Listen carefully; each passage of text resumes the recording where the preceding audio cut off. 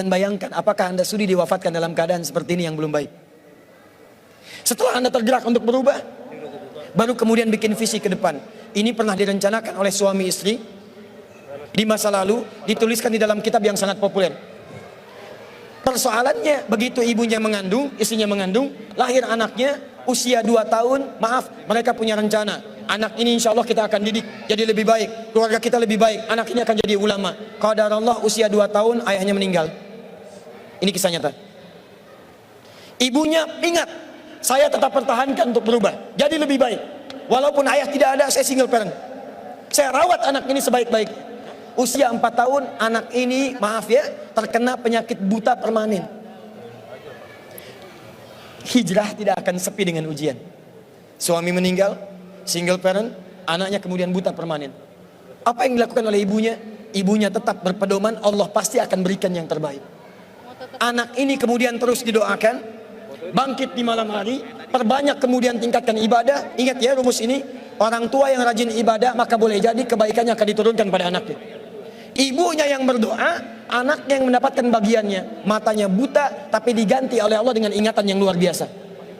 Kalau Anda bacakan satu kalimat, satu baris ini, satu lembar buku dibacakan oleh Anda satu halaman, maka seketika dia akan ingat seketika tanpa diulang. Dengan titik, dengan komanya. Anak ini kemudian dibawa ke sekolah Al-Quran, dimasukkan talaki ke syekh di sana. Syekh di situ kemudian membacakan pada saat itu surat Qaf, surah ke-50. Qaf dibacakan sampai akhir ayatnya. Anak ini anak yang paling kecil teman-teman, mata buta, gak bisa ngelihat. Teman-temannya berada di atasnya usianya, ada yang 6 tahun, 7 tahun, dia 4 tahun. Begitu selesai membacakan, kata syekhnya, lihat kalimatnya, man hafidha ala zahri qalbi, siapa yang hafal apa yang tadi saya bacakan, hafalan di dalam kepalanya, bukan di luar kepala. Hafal di luar kepala masih belum hafal. Kata syekhnya, hafal di dalam kepalanya. Tiba-tiba saat semuanya diam menyimpan tangannya begini, anak yang buta tadi mengangkat tangannya mengatakan, hafidtu ala zahri qalbi, saya sudah hafal. Syekhnya penasaran, kata syekhnya, bagaimana? Diambil anaknya ke depan, diminta baca, Masya Allah, bacaannya bukan hanya hafal, makhrajnya, sifat hurufnya, tajwidnya, semua mirip dengan syekhnya. Kata syekhnya, minal an tadrusul hadis, dari sejak sekarang ananda mesti belajar hadis, karena Quran itu dijamin kemudahannya, hadis yang tidak ada jaminan. Anak ini secara singkat, tinggal 1 menit, pulang ke rumahnya, diantar oleh asisten rumah tangga ibu tadi. Begitu nyampe di rumahnya, wajahnya gembira, mengatakan pada ibunya, Ummi, ibu, tadi saya dipuji oleh saya begini, ada kejadian begini, saya seperti ini. Kata anak ini, minal an uridul hadis, ma, sekarang saya pengen belajar hadis. Kata ibunya, ya bunayya iktafi bil Quran, anakku sayang, kamu punya keterbatasan, supaya kamu nggak capek sekarang Quran dulu, baru setelah itu hadis. Kata anaknya, lah, dia percaya pada gurunya, dia percaya pada keyakinannya, dia katakan, ma, saya pengen belajar hadis. Dia tinggalkan ibunya sambil meraba jalan begini ke kamarnya. Perhatikan baik-baik, begitu ibunya melihat, ingat kemudian dengan suaminya, ingat tentang rencana mereka, ingat tentang mereka punya rencana masuk surga bersama-sama. Teman-teman, ibunya langsung masuk ke dalam kamar, dia bentangkan sajadahnya di mihrabnya, dia salat 2 rakaat, dia bermohon kepada Allah. Saat sujud itulah dia tumpahkan segala keinginannya. Perhatikan kalimatnya. Rahasianya ada di Quran surah ke-17 ayat 110 sampai dengan 111, paling kanan sebelah atas.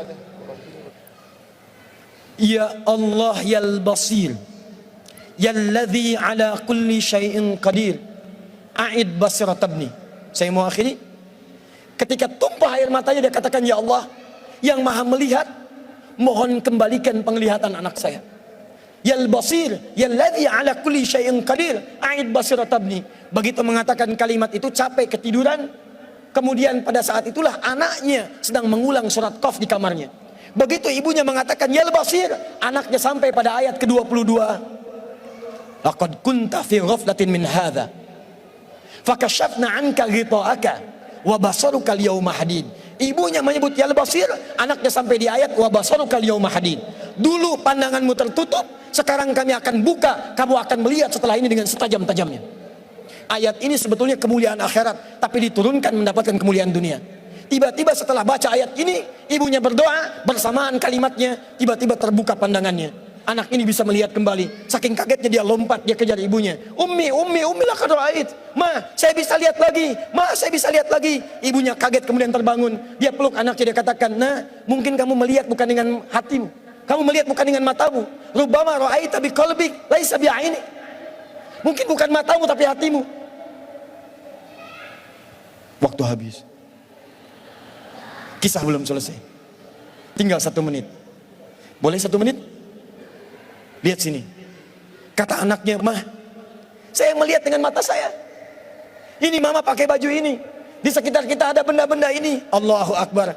Ibunya kemudian yakin anak itu bisa melihat. Dipeluklah anaknya. Keduanya kemudian menangis. Dan ibunya sejak saat itu yakin bahwa anak ini punya kemuliaan besar di masa depan. Maka disekolahkanlah kemudian tempat-tempat terbaik. Belajar hadis terbaik. Diingat segalanya. Cepat luar biasa. Anak ini kemudian dikenal dengan luar biasa di masa depan. Nama anak ini adalah Muhammad. Bapaknya yang meninggal namanya Ismail, kakeknya namanya Ibrahim, kakek buyutnya Al-Mughirah, eyang buyutnya Al-Bardizbah, tinggal di kecamatan Ju'fah, di Kabupaten Bukhara, Provinsi Khorasan, negara Uzbekistan sekarang.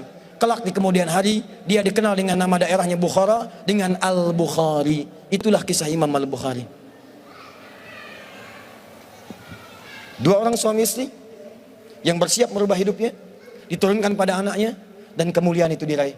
Saya yakin, kalau Anda berhijrah malam ini, boleh jadi yang hafal Quran, mungkin anaknya, mungkin cucunya, mungkin turunan-turunan Anda. Tapi ketahuilah, ketika Anda punya peran di dalamnya, maka surga akan disiapkan untuk semua Anda satu keluarga besar.